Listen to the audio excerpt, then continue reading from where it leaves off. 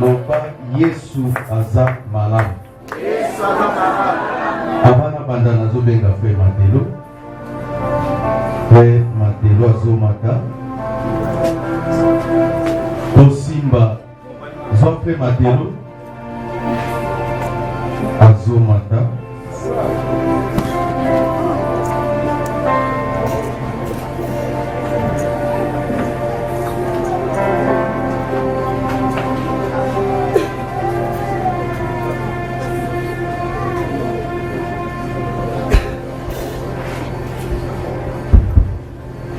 Alléluia.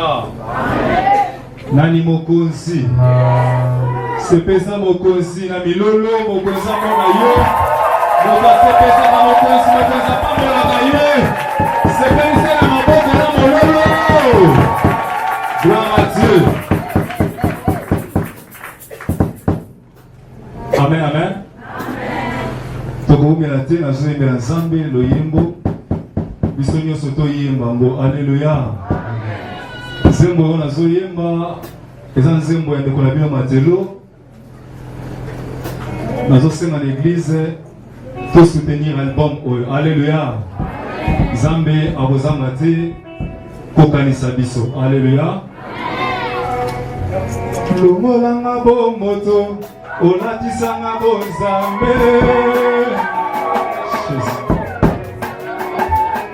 Olongolanga bo moto olatisanga bo Nzambe. Zama longola bo moto na vie na yo.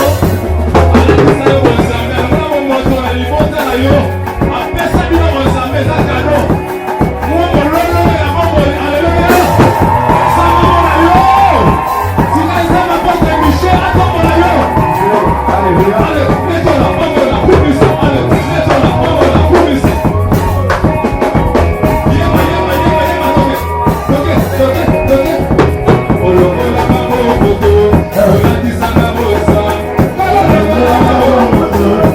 Olatisanga bo Nzambe.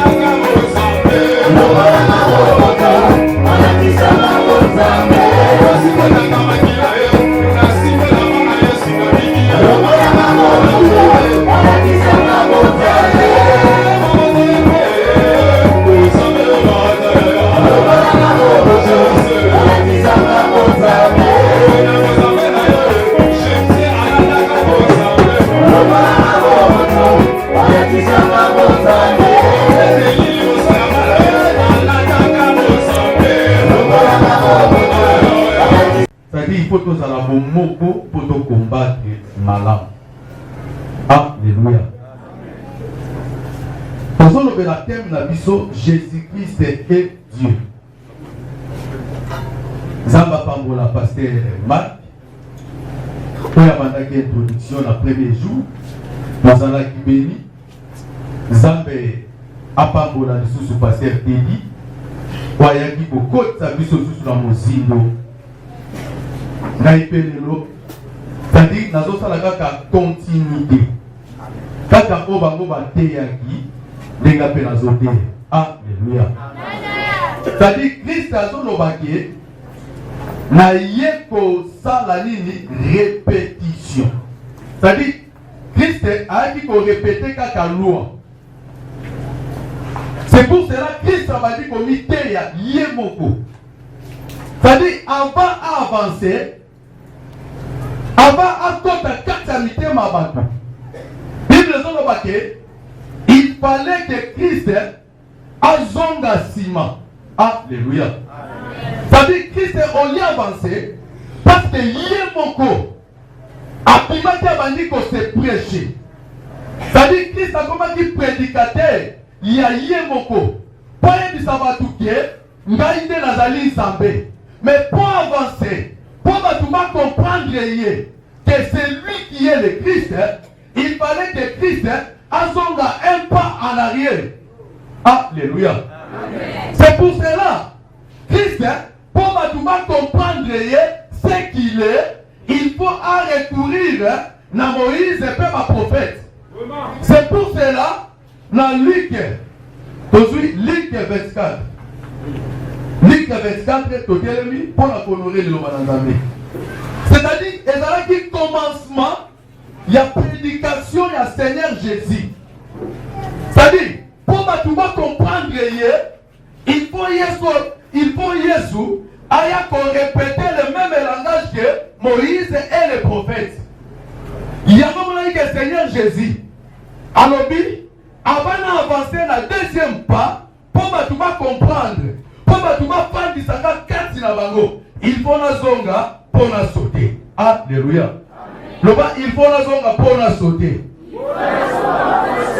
Il faut la zonga pour la sauter. Ça va. Dans 4 jours, c'est-à-dire que les préparations sont sautées déjà. Ça va. Les boulons sont à côté de yo. Parce que ça va. Il y a un moment que Yesu a zonga qui peut sauter. Na lingina bisayo soki bacheli o liburu eza kombo Yesu. Alléluia. Tala soki bazu bacheli o ténèbres eza ka kombo Yesu. Yango Yesu azonga kisima. Alors pour comprendre les gars, il faut la recourir vers Moïse et vers les prophètes. Totangi Luc 24 verset 27. Bible lobi yoka Yesu abandi qu'on répétait le même langage. C'est-à-dire, Yesu a zongi pour visiter Moïse. Bible lobby. Et commençant par Moïse. C'est-à-dire, Yesu a dit dans Moïse, pour Matuba Yokaye, il est le Christ. Alléluia. Et commençant par Moïse. Et commençant par Moïse et par tous les prophètes. Il est expliqué dans toutes les Écritures qui les concernaient. C'est-à-dire dans toutes les Écritures qui concernaient qui? Christ. Amen. C'est-à-dire Christ a qui pour avancer que pour nos baptisants zambé. C'est-à-dire il faut attendre un retour. Il faut attendre qu'on visite Moïse et les prophètes. Pour que tu vas Patuma pesa ya matoni. Yango na lingina biso na poko alelo zana attentif. Na lingina bisayo marche na yo zo changer. C'est-à-dire zamba zo longola yo bo moto, azona tisayo bo nzambe. Yango ne zana ki objectif banal ya nzambe. Aba na lingina bisayo pourquoi Yesu azongaki? Parce que miracle ya nzambe ça se cache. Tala miracle ya nzambe ba mona kangote. Les autres moments miracle et bonheur c'est la faux miracle. Oh miracle en Zambé, yango e bomba naka.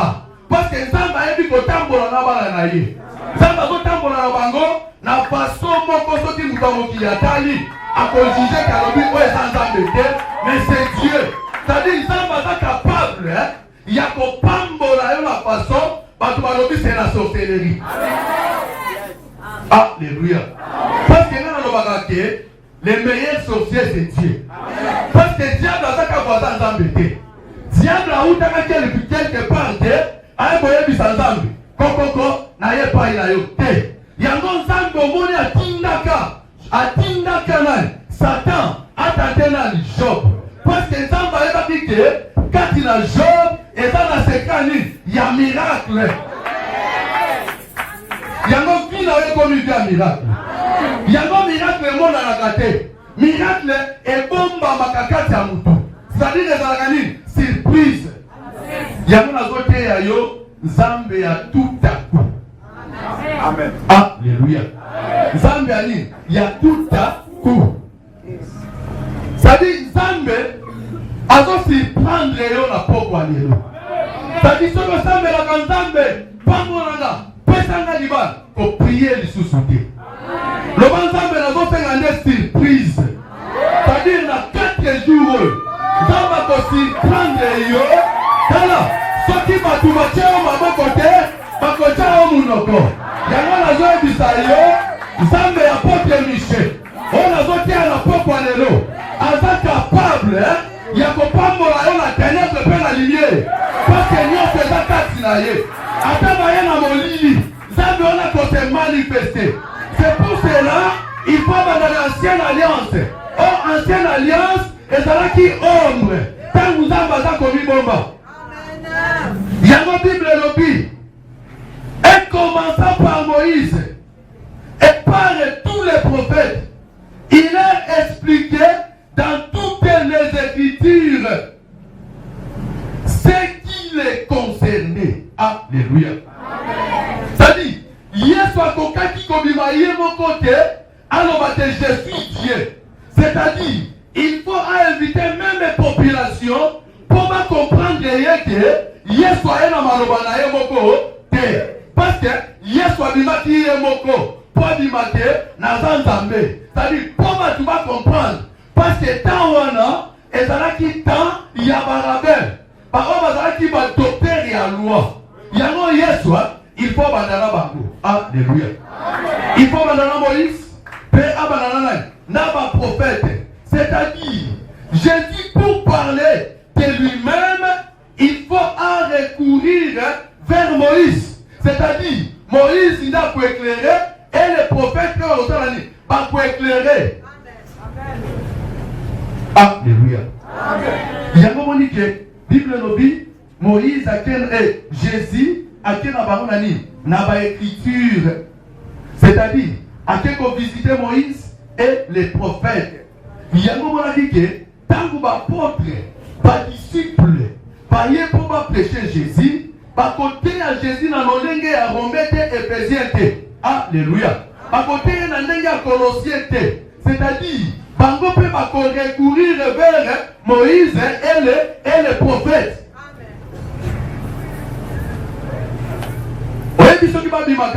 Jésus-Christ est Dieu. Jésus-Christ est Dieu. Tala mutumoko te akokaki kondima. Parce que Yeshua makambo akosala ko compliqué bango. Alléluia. Yango nazo bisayo lokolo zondima que Jésus-Christ est Dieu makambo akosala ko compliqué moki. C'est-à-dire makambo le osala ni et comme ma trouble. Lobana nous trouble. Tala 4 jours eza trouble. C'est-à-dire Nzambe azosala makambo oyo ekoki kosutu saba po bato basala nini bamona makambo na yo. Alléluia. Yango monaki ke baprofete baapôtre badisciple avant babanda kote ya Yesu il faut recourir vers en arrière. Mais tant que bazozonga vers en arrière bakotanga baépître na bango te. Alléluia. C'est-à-dire il faut pas expliquer ancienne alliance. Or, pour expliquer ancienne alliance, c'est-à-dire, par exemple, ma vie sur la loi, peine à témoignage. Parce que dans le temps où tu as dit, tu as dans la loi, mais tu as un temps où il faut te témoigner dans Christ. C'est-à-dire tu as un temps. Il faut te témoigner dans Christ. Yango balobi à la loi et au témoignage. Parce que l'apôtre, les disciples, abandaki kosite na ba épître na bangote. Aiki na Colossiens parce que bakolima te. Alléluia. C'est pour cela Yesu alobaki allait faire de toutes les nations, pas les chrétiens, mais les disciples. Amen. Alléluia. C'est-à-dire, Yesu alingaki kati na ye, pas disciple va comprendre existence na ye, ou ezali ko concerner ye. Oyebi idée alliance, et ça pour tout ça la chrétienté. Parce que Yesu alobaki allait faire les chrétiens, mais allait faire de qui? Les disciples. Parce qu'un disciple n'est à comprendre qui est le Seigneur Jésus pour miracle comme Abilé. C'est pour cela, pour prêcher Jésus et Seigneur, c'est-à-dire, il faut son voter la main. Moïse. Voter la pénale. Prophète. Mais quand les apôtres parlaient de Jésus, ils faisaient recours à quoi? Tant que l'apôtre est battu. Alors dit que l'élo il faut te prêcher. L'élo c'est un moment là où il faut être terme. L'élo il faut bailler à Christ. Mais maintenant qui constate la recours là. Mais écoutez Paul. Yoka Paul à zone. Parce qu'au début, Christ a leur expliquer les Écritures. Mais Yoka Paul. C'est-à-dire Paul, il faut son gâteau à la main. Moïse. Il faut bien la main. Par prophète. Yoka Paul. Acte 17, tu vas dire le verset 3. Et acte 17, tu vas dire le verset 2 à 3. Yoka. Paul y entra selon sa coutume. Pendant 3 sabbats. Alléluia. Pourquoi le mot sabbat? Parce que le mot sabbat c'est Christ. Parce que Christ est un guatel mati. Makamwamina ne peut pas tout bailler. Il faut que la main mukolo batu basangani. C'est pour cela Christ est yemoko. Abanda qui comité pour batu ba comprendre yé.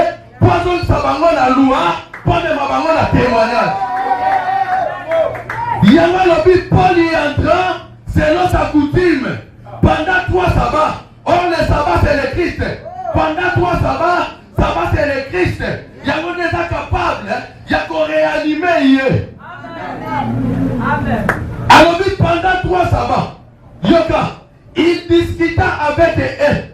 Alors discuter na banane, na rabbin, na grand, na vieux. D'après quoi? D'après les Écritures. Yoka, d'après les Écritures, expliquant et établissement que le Christ devait souffrir et ressusciter des morts. Et Jésus, je vous annonce, disait-il, c'est lui qui est le Christ. Alléluia. Alléluia. C'est-à-dire, au moment même Paul, abandonne qu'on la écriture. Or les écritures, c'est les rouleaux. C'est pour cela, Christ est la sabbat, il faut aller au la rouleau, devant rouleau. Tout dans le rouleau, où est allé assis, mais tout dans le rouleau, où est Zoloba. Or les véritables écritures, c'est les rouleaux, qui est le Christ. Yango tangu Yesu akoti, azoye bisaba barabin, azoye bisaba docteur et à loi. Alobi bomoni betri wana, bomoni rouleau wana. Or rouleau, et ça ensemble, il y a ma écriture. Or rouleau, et ça ensemble, il y a ma papier. On va rassembler. Or toutes les écritures parlent de Jésus. Voilà, pour toi qu'on s'ayote. Yango na bakanda me na biso ba pinga kayete. Quand on pinga ntango lobi no Yesu, on a charpentier, c'est-à-dire on a quoi élever, c'est lui le meilleur chef. Quand la moutonnière soit pinga yo mobola, Yesu akoma ki mobola pona yo. C'est lui le meilleur pauvre, c'est lui le meilleur pauvre. Yango na bakate, Yesu ba pinga kayete. Comment Yesu ba pinga ye? Dans la makolo la cheval. Or le véritable cheval, c'est notre Jésus. On est le meilleur Dieu, en tant capable de traverser l'obstacle.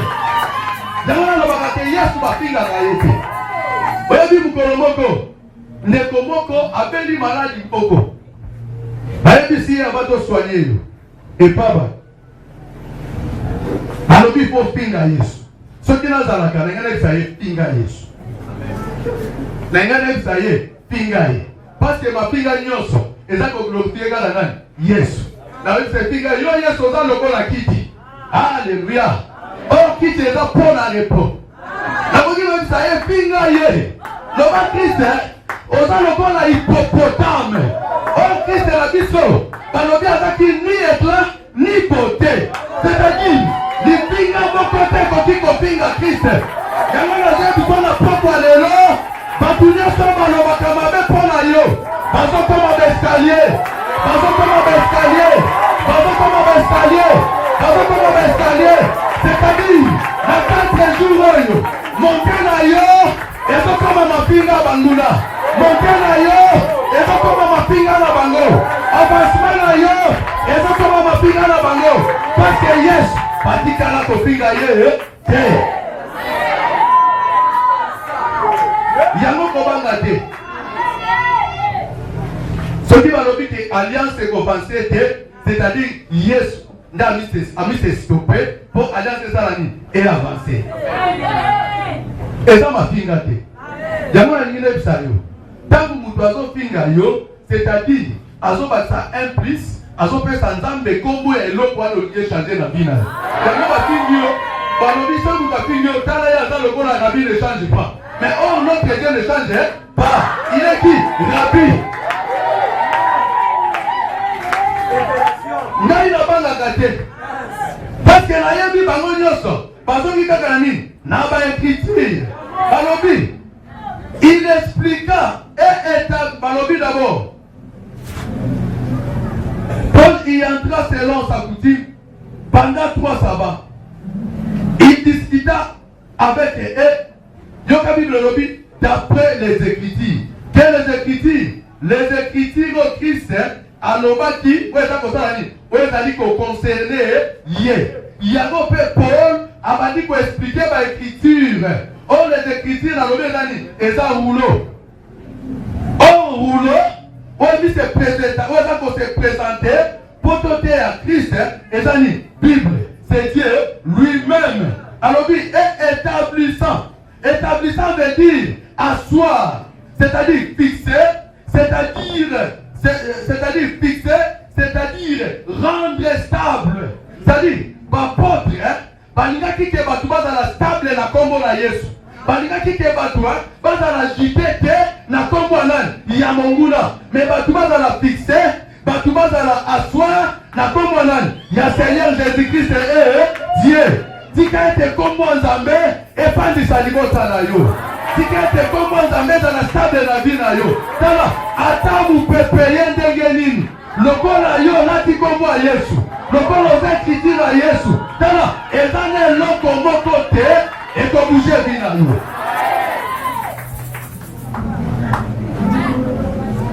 Yango kobanga te. Kozala disciple. Quand la disciple, on a flotter. Alléluia. Parce que bateau va flotter, ça va chrétien.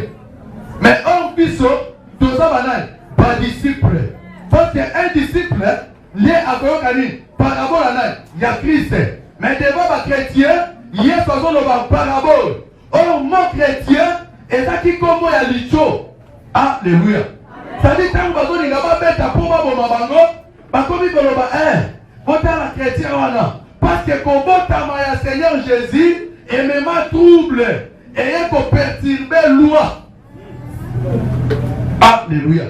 C'est pour cela qu'il est là batu baza stabilité. Yango to bona batu bazo ba Yesu ava fils de Dieu. Oui. Yesu ava nzambe. Oui. Yo présenter ye na lolenge oyebi. Amen. Alléluia. Alléluia. Alors c'est lui qui est qui? Le Christ. Alléluia. Il y a longtemps que nous avons rouleau, c'est-à-dire que nous avons la jeunesse. Tant que nous avons rouleau, c'est-à-dire que nous avons l'Exode, Lévitique, tous les prophètes. C'est pour ce moment que Christ, il faut azonga en arrière. Or, kozonga en arrière à Christ pour confirmer que c'est lui qui est le Dieu.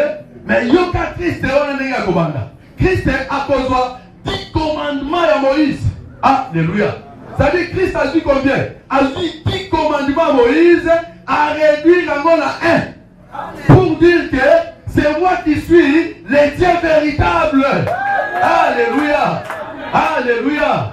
A dit 10 commandements à réduire à moi. Moko. Yoka Christ a lobby. Car toute la loi est accomplie dans une seule parole. Qui est la parole? C'est le Dieu. Alléluia.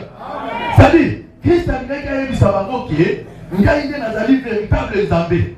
On a sauté ma pona loba. Il y a un dit que Christ, le corps n'a qui recourir vers Moïse, il faut avoir un prophète ignoso, à Sangisa pour amener la mango, Christ a dit apparaître. Alléluia. Alléluia. C'est pour cela que nous avons dit parce que nous devons apparaître dans la vie, c'est qui? C'est le Christ. Christ a été réduit. Et dans la Galate 5, verset 14. Aujourd'hui, on a dit que Christ a réduit. Vous avez dit les 10 commandements. C'est pour cela, les mêmes 10 commandements, on a. Et comme Christ. Alléluia. Parce que les 10 commandements, il y a Moïse. Il y a Christ. Avant Koufa, les disciples, il faut que les chrétiens il y a longtemps que Christ a dit présenté, a dit loi. A dit la loi à Moïse. Alors, il a brisé la loi à Moïse. Mais on va coller un gars. Ne va pas vie. Alléluia. C'est-à-dire, loi à Moïse, et qui comprend sa vie. Vous voyez comprendre sa vie, c'est le Christ qui est le seul Dieu. Ensuite, 10 commandements. Ensuite, Jérémie. Ensuite, Bakounyo Sangisi Bango. Ensuite, Christ. C'est pour cela que Paul, tant que visiter Paul à Rome, Paul a dit persuader. C'est-à-dire, Paul a dit que Christ. Christ est Dieu. Mais Paul va visiter. Mais Paul a salini. Paul a dit pour expliquer Bango pour convaincre Bango. Alléluia. Joie Romain. Dans Romain 28 verset.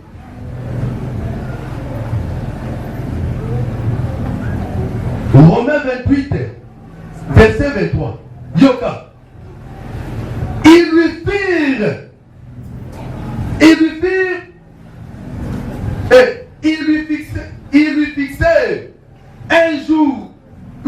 fixaient un jour, et plusieurs vers les trouvaient dans son loge. Alléluia. Il lui fixait un jour, et plusieurs vers les trouvaient dans son loge. C'est-à-dire, beaucoup de Paul n'a pas Yoka Paul. Paul leur annonça le royaume de Dieu. Yoka. Paul leur annonça le royaume de Dieu en rendant témoignage, en cherchant par la loi de Moïse et les prophètes à le persuader de ce qui concernait Christ. Alléluia. C'est-à-dire, Paul, tant qu'on rendre visite, Paul, a dit qu'on il faut dire que Jésus-Christ est Dieu. Mais Paul a zongi si bango la loi il y a Moïse et les prophètes. Alléluia. Alléluia. C'est-à-dire quoi? Alors oui, en rendant témoignage, c'est-à-dire ce que Jésus-Christ avait dit, les Écritures. Oh, yes, ce qui me concerne, c'est Moïse et les prophètes. Il y a un peu Paul a pour confirmer qu'il faut commencer par Moïse et les prophètes pour prêcher Jésus-Christ et Dieu. Alléluia. Alléluia. C'est-à-dire, Paul a répété le même langage que Jésus. C'est-à-dire, pour avancer, il faut citer Moïse et les prophètes. Yango Paul a rendre témoignage pour la persuader. Pour la colobaïté, il faut recourir vers Moïse et les prophètes pour démontrer que Jésus-Christ est Dieu. Alléluia. Alléluia. C'est-à-dire, pour la colobaïté, soit en Zambé, Tozana esika oyo tozozonga. Pour toi avancer que Jésus-Christ est Dieu.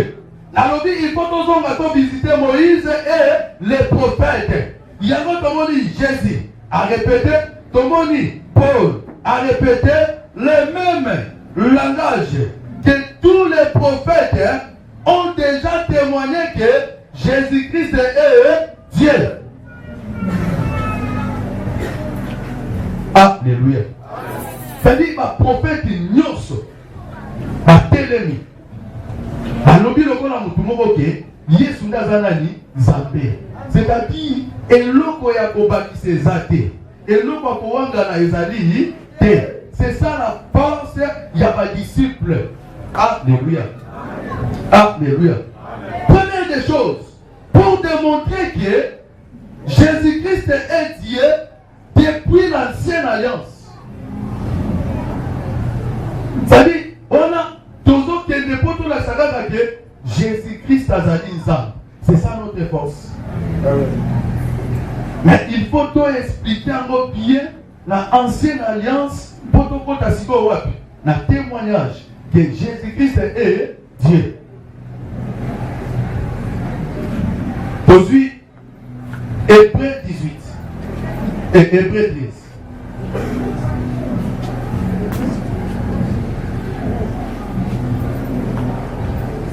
13. Soit Hébreux 13, verset 8.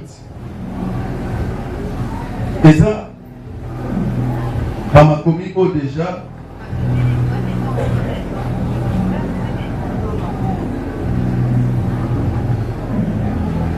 Hébreux 13, verset 8. Toujours que Jésus-Christ est Dieu. La ligne vous devons attendre la mission. Hébreux 13, lobby, pasteur Téli à l'obé la guerre. Il y a un lobby qui est pasteur à côté à la négoté. Donc, au temps de Yesu, n'a autant à comprendre, n'a pas autant à la nuit. Yes. Ce que vous avez pris dans le lobby, Amen. Ça dit, quand vous avez Amen, vous avez sangui sa bénédiction, vous avez Ezayanga. Batangel Bisso, Hébreux 13, verset 8. Hébreux 13, verset 8, j'ai dit la parole du Seigneur. Jésus-Christ est le même hier, aujourd'hui et éternellement. Alléluia. Amen. Pourquoi on va dire qu'il est le même? C'est-à-dire, le même c'était la divine de Dieu. Amen. Alléluia. Amen. Pourquoi ça dit ma divine en Zambé? Pourquoi ça dit ma fonction en Zambé? Parce que notre Dieu ne change pas. Amen. C'est pour cela qu'on dit, il est le Jésus-Christ est le même. Le même est en fonction. Il y a un Zambé. Il y a un autre Zambé qui ça Esaïe. Alors dit, je suis Yahweh. Je suis l'Éternel. Le Dieu qui ne change pas. Alléluia. Il y a un autre bakombo nyonso eza bakombo ya Nzambe. Parce que Nzambe na biso a changé te. Ni les événements ne peuvent changer notre Dieu. Même les circonstances et qui peut changer Nzambe na biso te. Même le temps ne peut influencer notre Dieu. Alléluia. Ce qui tend à influencer Nzambe o abiso. Nembele peut-être lelo ko sanganité. Nembele peut-être lelo ata moi beauté wana bibisi elinga te bimate. Parce que dans la mutu moko te akoki ko influencer Nzambe na biso. Parce que bato mokili bazolinga ke yolela. Bato mokili bazolinga ke o échouer. Bato mokili bazolinga ke o avancer te. C'est pour cela le lobby, ni le temps ne peut influencer la nature de Dieu. Parce qu'il est Dieu. Je m'en vais à Tika Batoualoba. Tala, Maloba, ce qui est dit, pas Batoualaka sans effet. Mais on ce qui est dit, pas dans Zambé, et il y a qu'un nini, n'a pas effet. Alléluia. Alléluia. C'est pour cela. Il est Yahweh, il est le Dieu qui ne change pas. Voilà. Attends qu'il est venu sur Android. Attends qu'il est dans la taille passe. On a la sont des présents. Sont les présents. Alléluia. Mais oh, Zambé la vie soit le Dieu de futur. Azali Zambé à commencement, puis Azali Zambani, il y a fin. C'est-à-dire, quand il a vu à Mouton, Batala a commencement, mais Batala a fin. Le corps à l'élo va te mêler, Bazota la début alliance était, mais Bazota la ni, Souka alliance. C'est pour cela un véritable disciple, à côté Kotala le présent, à côté le futur. On le présent et côté qu'on séduit. On le présent et côté de l'objet. Ah, mais pourquoi Église Matubazo Yate, le présent quand il dit ça, la Mouka. Le président du Sayo Simbe Loko Tala, la Ligue du Sayo Tala le Piti, Okopa la Libala Kitoko, Okopa Tabana Kitoko, Tala, Makamuna Yon se peut avancer, le roi a mis Soudan le présent. Or le présent, Yamone Tinda Batebele, Basalani, Bako Tabazala Bambouté. Tala, le présent est Tinda quand même. Engoutement et mis se déguiser dans la bénédiction. Alléluia. Quand ils sont qui bénédiction, ils s'emboutent pas dans la oyema. Et ils se déguisent. Malédiction, ils se déguiser dans la bénédiction. Na oyema étant qui n'est pas chrétien mais un disciple. Parce que dans l'église, les troubles sont des chrétiens, mais pas les disciples. Parce qu'à cause il y a un disciple, il y a l'autre évangile. Parce qu'un disciple a commis un vaillant guerrier. Un vaillant guerrier a sans obstacle. Un vaillant guerrier a commis courageux. Il y a pour avancer. Alléluia. Alléluia. Alors il est le même. C'est-à-dire Dieu ne peut changer. Tala. Ataba telemi ndenge nini yola takaka bonzambe yola takaka bonzambe tango bango bazo changer maloba mais ça bazo changer ma problème na yote ça bazo changer makambo ya yote mais bango ba changer et loko moko te kozala na épée demona lobaka tika bango baloba tika bango babwaka ba flèche tika bango batia ba piège tika bango batibolo mabulu oh Jambe na biso ko changer te atikali nani responsable. Alléluia. Alléluia. C'est pour cela que le dit il est le même. C'est-à-dire que Zoluka toko ta biso pe na temps ya ancienne alliance poto bimisana Christ. Alors il est le même.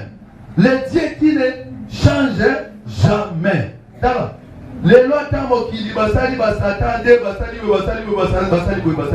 Mais ça va changer parce que ça dit le véritable bon. Amen. Soit comme à Yesu.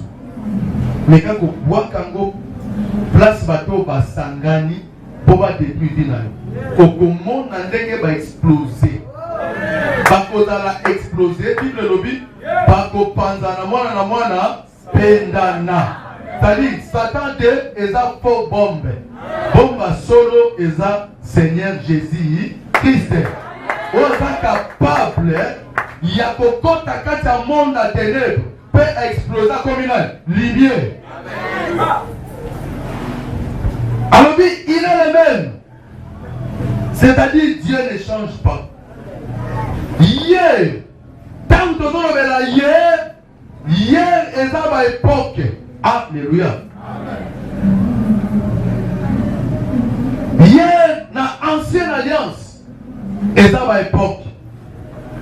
Alléluia. Pourquoi dans l'objet est à l'époque? Parce que comment il n'a pas moko. Et là qu'il a ndekomoko. Notre Père, il y a foi. Autobengaki Abraham. Abraham a dit kobotate. Abraham a dit koluka mwana. Si Abraham, baye Sarah a dit posséder Abraham et pas nan. Il y a moi si on a dit esclave. Alléluia. Amen. Alléluia. Mais tant que vous avez mwana, dans Abraham. Abraham tango telemi libanda. Abraham a moni vieux moko. Baso bengaye l'Éternel. Baso bengaye Elohim. Abraham a moni vieux wana zoleka. Abraham a lobi vieux ona kotika ete. Il faut na sala ni na lesa ye. Alléluia. Alléluia. Abraham a lobi il faut na sala ni na lesa vieux oyo. Abraham a suivi Nzambe. Afandi sie na ndako. Afandi ko lesa ye. Mais tu ne peux pas dire Nzamba liaka te. Nzamba liaka. Soko lingo mona Nzamba zolia, tala munoko apotre Michel. Alléluia. Tala. Soko lingo mona Nzamba zola, tala munoko apotre nani? Michel. Soko lingo mona Nzamba kapanda kana kiti. Kota na ndoko nani? Ya apotre Michel. Allez-y. Mais oh Abraham na Sarah bazaki na âge moko avancé. Tala. Bible est clair. Le nom de Dieu le mystère et Abraham na Sarah. Yoga Sarah lobi ah. Tangu mutu wana lié, vieux wana lié. Abandi koloba. Dans cette même époque, je reviendrai vers Sarah et Sarah aura un fils. Alléluia. Yoga Sarah lobi. Ngai. Na mon Seigneur. Azomenga Moïse na mon Seigneur. Taba longwa na bu chrétien comme disciple. Pour yeba ko sala ni ko pesa mobile na yo respect. Amen. Eza débit ya bénédiction. Amen. Kozomo na batu suba bengaka mobile tane loko na ye. Kokoza la bénité. C'est-à-dire il y a zo présenter Abraham a dit mon Seigneur. C'est-à-dire, à nous présenter un maître, sauveur, Zambenaye, Nyoso, Yaye, Poizalani, béni. Yo le corps de la bénédiction, témoigne à Edingue et Wanaye. Au cause de la bénédiction. Alléluia. Changer. Salani, changer. Dans la bombe, elle se papa va bébé. Aujourd'hui, ça va on a besoin d'un détenu à qui m'appelle Bandako. Alléluia. Oh bébé. Tala, bébé aujourd'hui ça, ni mutu le monde ben na bébé na koboye. Na ebisa mo sinanga, o ben na sous bébé te. Ben na mon Seigneur. Parce que les gens doivent apprendre chaque jour à côté nanga. La femme est traînée. Alléluia. Yo mo nga mo ben Yé wana mal chance à yé. Mal chance pays. Alléluia. Zamba pas mon pour changer. Zamba pas mon pour l'ingi bénédiction côté na ndako na ye. Mais yo moko changer pour la tako wana. Ya mon Seigneur. Zamba pas mon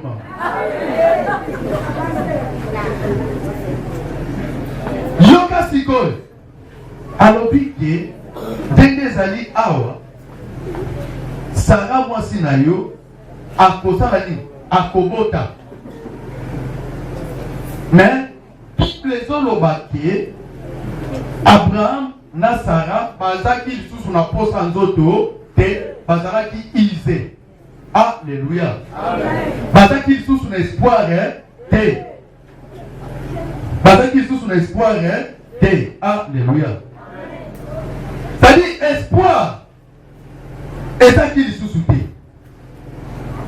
Oh, tangu Nzambe azoyebisa Sarah, je reviendrai vers Sarah, c'est-à-dire père, azoyebisa ye nakoya lokola nani fils.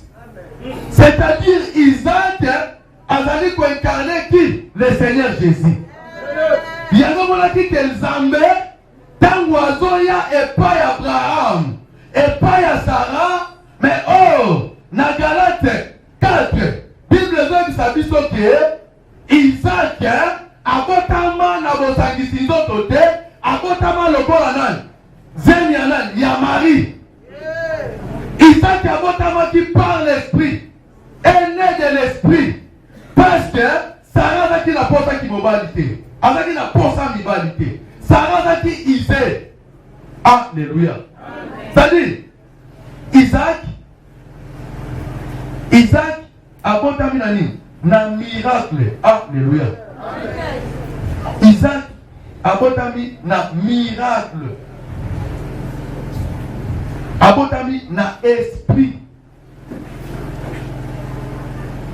Yango moni ke Yesu et pas Marie, Yesu azalaki plus âgé que Marie. Alléluia. Parce que Yesu azalaki na débit. Alléluia. C'est-à-dire Yesu azalaki na nini na débit.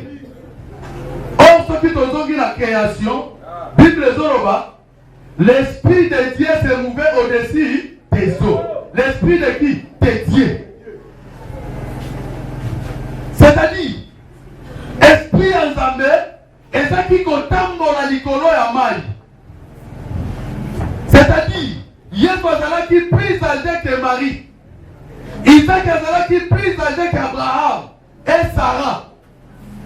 Yango monaki Yesu pour confirmer que aza Nzambe. Yango monaki que Yesu il faut atambola likolo mai lokola l'esprit de Dieu se mouvait au-dessus des eaux. Yango Bible lobi Seigneur Jésus marcha au-dessus des eaux. Yango tangu Pierre akomona, tangu Pierre akomona akolinga aya lokola mutu nzoto. Oh, l'esprit qui mouvait au-dessus des eaux, ezaki koluka mabele, ezaki koluka une bonne terre. Lokola Pierre akoavancer, il faut Pierre azinda, il faut Pierre azinda pour esprit wana. Ezaki koluka nini mabele. Yango Yesu akozwa Pierre atomboli ye akomisi ye nini mabele. Oh, Pierre aza koreprésenter nini église. Alléluia. C'est-à-dire quoi? Mainde ezalaki likolo ya nyonso. Nzambe abandaki kolukaki mabele oyo eza na sa mai esala nini ebima mpo lelo biso tosala nini toteya Christ. Alléluia. Alléluia. Yango monaki esprit wana ezaki koluka esika esala nini epose. Amen. Yango moni Yesu pour confirmer qu'aza Nzambe, c'est-à-dire naza na ye, il est le même hier. C'est-à-dire nazo touché hier pour na koloba ke Yesu aza plus âgé que Moïse, pour na koloba ke Yesu aza plus âgé que Joseph et Marie. C'est-à-dire baona bazaki kaka bafle ya pamba, mais mutu azoloba c'est le pasteur Seli. Alléluia. C'est pour cela, pour la kotuna histoire d'église, il y a mes bêtes, il faut banana na pasteur Céleste, mais na apôtre Michel, na basse église. Alléluia. Alléluia. Qui est le plus âgé? Apôtre. Tobengi le père du réveil des campings. C'est-à-dire, Aza plus grand que Bisso. Aza le plus âgé que Bisso. Alléluia. Jour où on a dit témoignage naïe, et pas passer mon bazalaka. Et si naïe, Aza passer mon bon na kati. Abi soki le bien Aza passer mon bon, au niveau profiter ngal. Là na bisi aleki nyonso. On a témoignage nazo flaté. Nazo loba oyo tanto kutani, Aza passer à l'idée. Tant nazo loba non. Aza mutu moko bien. Ngai pe na monya. Alléluia. C'est pour cela que nous avons papa. Aza bien. Alléluia. Alléluia. C'est-à-dire, il a le même hier. Tant que tu as le hier, il y a la Bible. Soit un Corinthien. Tant que tu as le plus âgé. Parce que tu as dès le commencement. Il y a un moment qui l'ancien du jour. Et dans le jour, mon côté, qui est là, yes. Il y a un moment n'a pas moi tongo. Ce qui n'a raté la tongo, à 21h, 23h, alléluia. Il faut dans la bénie parce que l'ancien du jour. Il y a un moment étant que les disciples, comment wow. Pauvreté zoba insayo, talozo lala. MCT, nazo lala te. Yondo zo lala, nga nazo éveillé. Mabi ke yondo zo lala. Parce que nga nazo l'ancien dit 10 jours. Oya ta 18h ngebe ka pan nga nazo. C'est pour cela, zala pauvre kati na Christ. Pose un espoir. Quand on a pauvreté, quand on a flotté, les lois, on a nommé aux alliés, on a béni, parce que l'identité est bannie, mais quand on a Nzambé, alléluia. Un Corinthien, tu vas dire la verset 3. Un Corinthien 10, tu vas dire la verset 3. Parce qu'il est le même hier. Quand on a touché Isaac a une incarnation en âme. Il y a Jésus-Christ. Mais Yoka, le qu'on a dit plus âgé que Bible, que la Bible. 1 Corinthiens 10, tu vas dire la verset 3. Dit la verset 4. Yoka Bible lobby. Ils ont tous mangé le même aliment spirituel. Alléluia. Alors, ils ont tous mangé les mêmes aliments spirituels.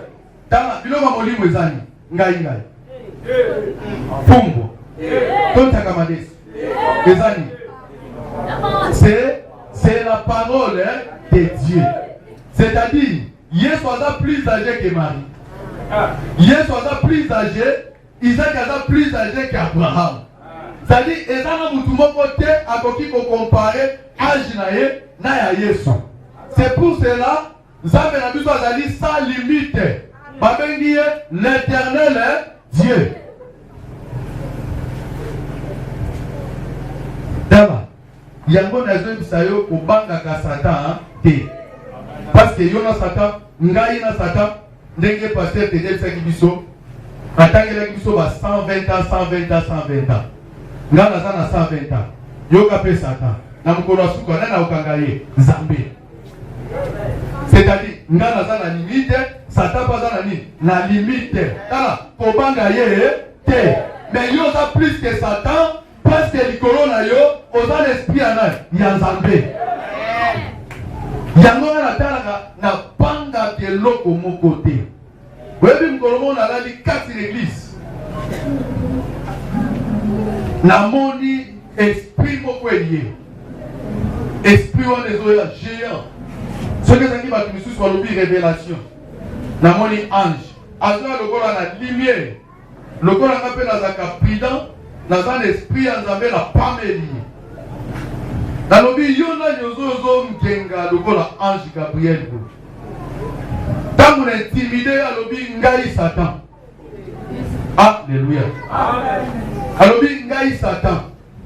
makambo nyonso osali na yoki maintenant ngai moko na ye tala ngai nayebisi ye oza ta na makasi moko te okosala kati na nga ntango nazoloba ndenge wana namoni nteke moko lokola aigle akangi ye atomboli ye amemi ake kobwaka ye ntango azomema ye azoki ye azosenga nga pardon tala nalobi na kopardone yo te na siliki tala nde yango kosilika eza mabe te alleluya soki omoni apotre asiliki kobeta libaku te mais bible elobi kolala nde na kanda te omoni ka nde tofandi awa baye bazwi biso babaka elobi tosilikaka te totika bango bake nga na kotelema ti zongisa soki ombeki okozwa jido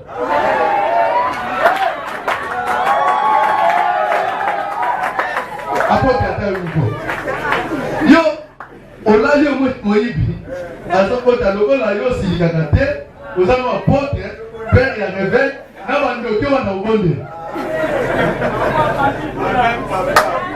akozwa ye ata nasala sport te jour wana kodepa makasi ya Samson nzambe epesanga mashwa ebi mutu anotinda Samson na bitumba eza naye nzambe wana nzambe epesanga molimo nani ya Samson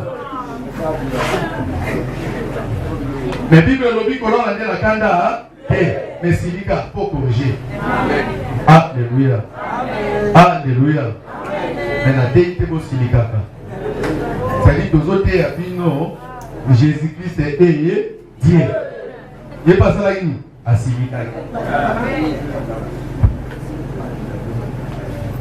nalingi batangela biso passage oyo 1 Corinthiens tozoclôturer awa c'est-à-dire nzambe azobanda kochange makambo tobeteli yesu maboko